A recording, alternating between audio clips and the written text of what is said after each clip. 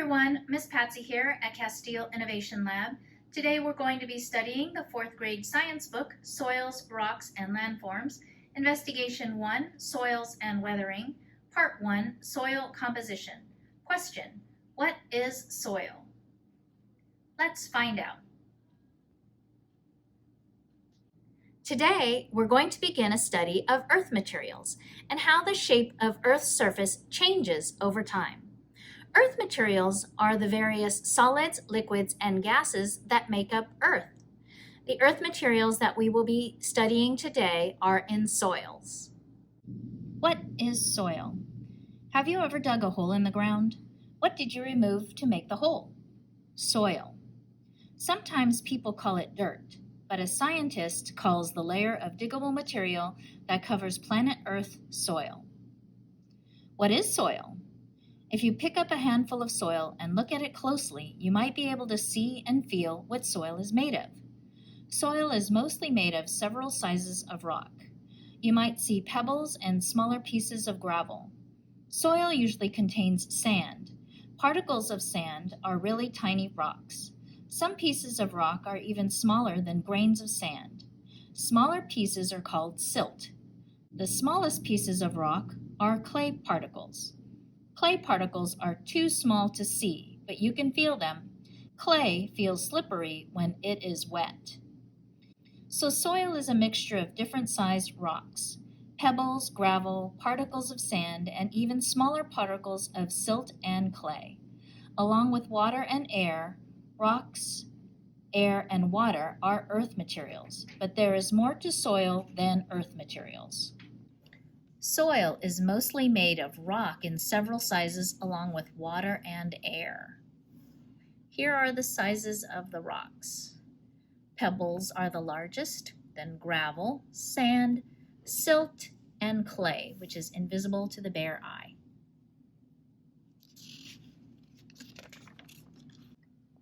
Soil also contains organic material. Organic material is the remains of dead plants and animals. Plants send their roots into the soil and animals dig into the soil. When plants and animals die, their remains become part of the soil.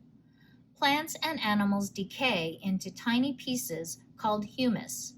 Humus provides nutrients for plants. Humus also helps the soil retain water. What is an animal that lives in soil? Worms. Worms are good for soil and help plants grow. Worms burrow through the soil. As they move, worms mix the soil and make passageways for air and water. Worm waste also adds nutrients that are good for soil and plants. Here is a picture of a worm in soil enriched with humus. Not all soils are alike. Some kinds of soil have more humus. Some soils have more clay. Some have more sand, pebbles, and gravel. What differences do you see in the soils shown above? Where do you think these soils are found?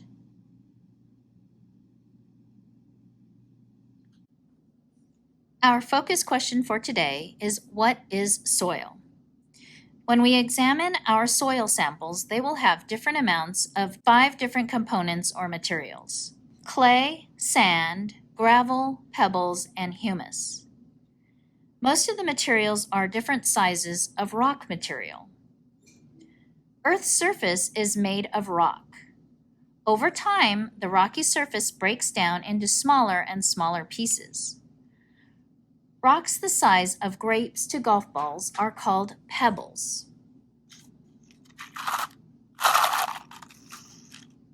Rocks the size of rice to grapes is called gravel. Bits of rock smaller than rice down to salt grains are in the class of particles called sand. The smallest category of rock pieces, too small to see with a hand lens, is called clay. Clay is very soft to the touch.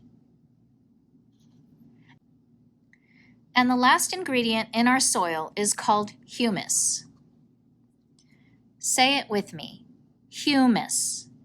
It's spelled H-U-M-U-S, which looks like hummus, but that's a delicious Mediterranean dip. Humus is very different. Humus is decomposing plant and animal matter and microorganisms. Decomposing is another word for rotting. Humus is spongy in nature, so it can retain moisture for plants. Humus also retains nutrients that plants require. Humus also gives soil a fluffy, crumbly texture that allows air and water to flow through. Here are the 4 soil samples that we will be investigating. Take out the science journal sheet called Soil Observations to write down any observations that you make about the soil samples. Here's soil sample number 1. Soil sample number 1 has a lot of clay, sand, and gravel.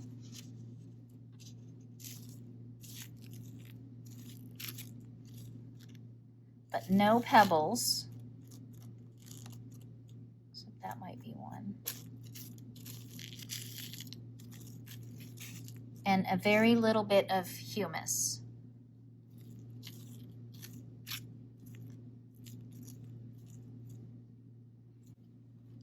Here's soil sample number 2.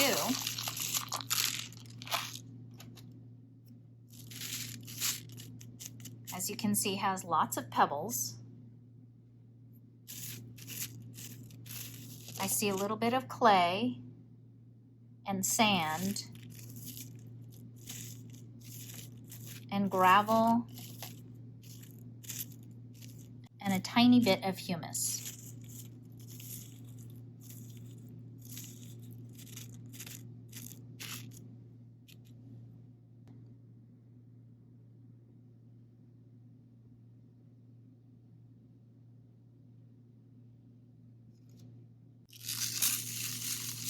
Here's sample number 3.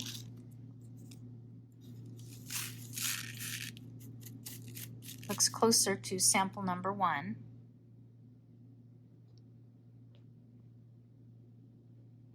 Sample number 3 has a little bit of clay, a lot of sand and gravel, no pebbles, and just a tiny bit of humus.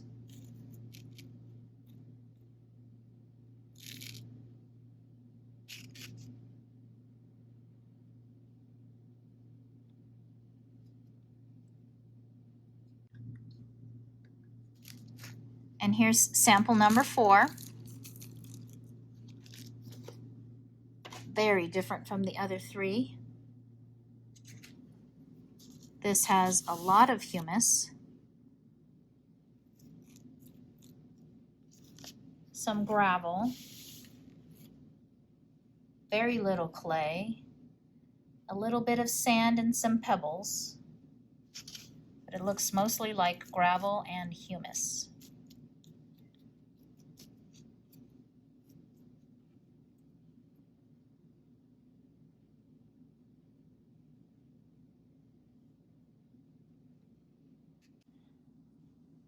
This is what the samples look like all together. Here's sample number 1, sample number 2, sample number 3, and sample number 4. Now that we've observed our soils dry, we're going to add some water so we can make some wet observations.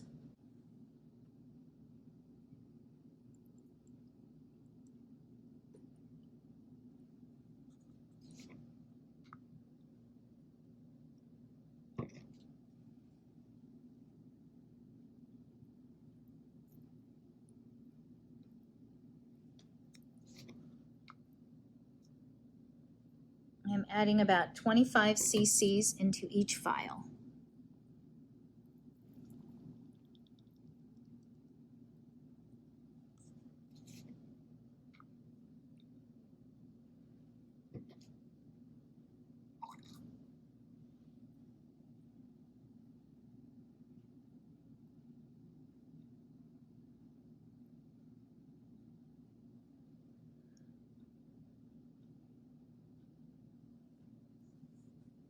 Do you see bubbles rising to the top?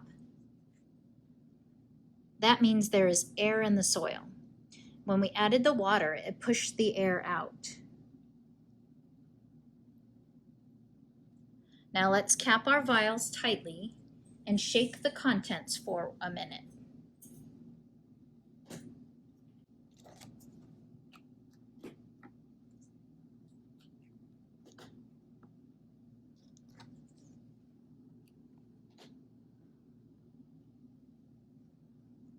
I'll shake vial number 1 first.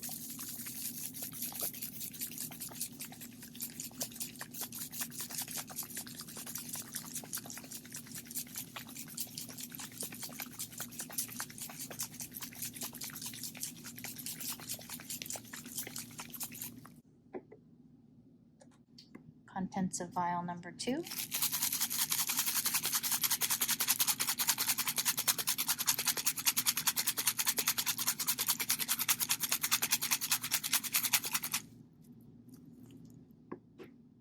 Contents of vial number 3.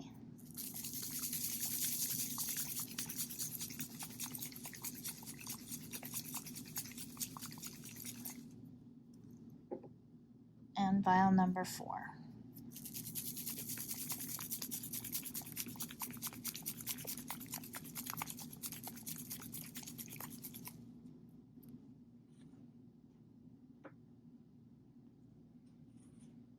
And now we're going to allow them to settle for about 3 to 5 minutes. I'm going to speed up the video, so watch carefully to see what order the materials settle out. Try to get a little bit closer.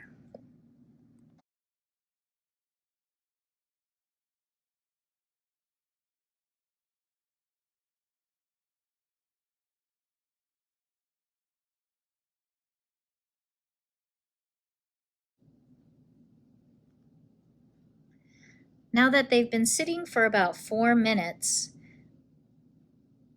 what material did you see settle out first? Or what material went to the bottom first? It was kind of hard to tell because the water was murky or cloudy. So we know that the clay in the water, we can still see that the water is not clear. So this clay still has not settled out.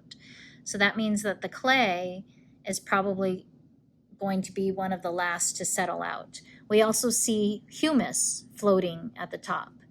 So I don't know if the clay will settle out before the humus or the humus before the clay. But we also have some humus on the bottom, especially in vial number 4. So you see humus, water with clay, and then humus again. And all of them you see like a line of humus on top.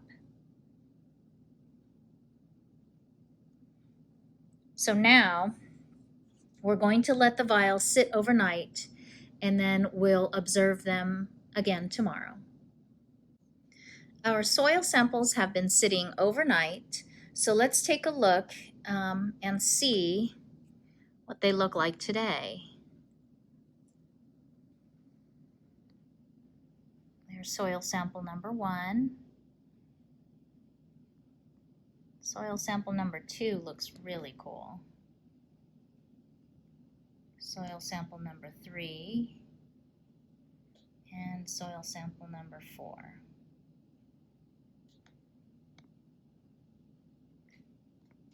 Do you see layers?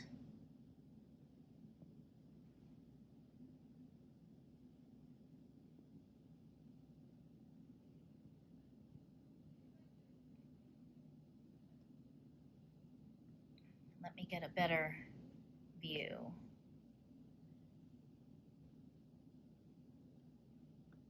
Now for this part of the investigation, you're going to need the Science Journal page titled Soils in Vials.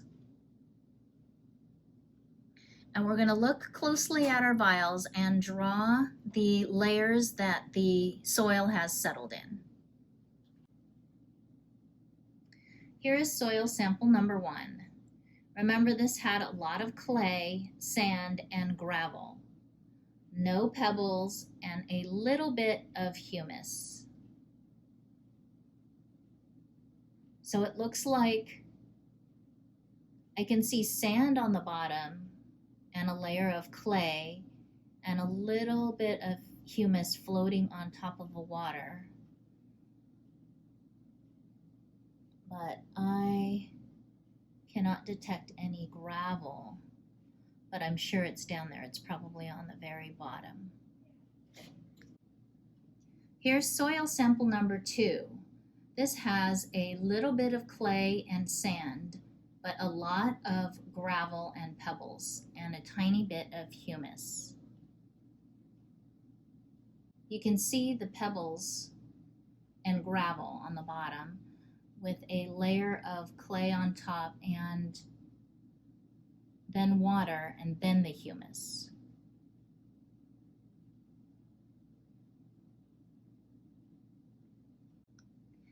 Here's soil sample number 3. It has a little bit of clay, a lot of sand and gravel, no pebbles, and a little bit of humus. In this one, you can actually see the layers. Well, you can see the humus floating on top of the water, and then there's a little bit under the water, and then you'll see a layer of clay, and then the sand and the gravel mixed together on the bottom. Here's soil sample number 4. This one settled in weird layers. You have air up top, a layer of humus, a layer of water, and then another layer of humus, and it looks like a teeny tiny layer of clay, and then sand and gravel, and some pebbles on the bottom. Now here are our soil samples side by side. Go ahead and draw your observations on the science journal sheet titled Soils in Vials. You can pause the video if you need to make your drawings. But let's look at them all together. What do you notice about all 4? Do all the vials contain the same amount of soil? They all started the same amount. I filled each vial 1/2 full of soil and then added 25 mLs of water to each. Do all the vials have the same number of layers?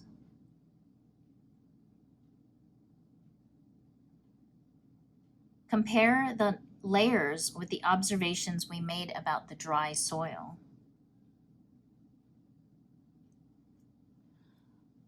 Why do you think each sample has different amounts of clay, sand, gravel, pebbles, and humus?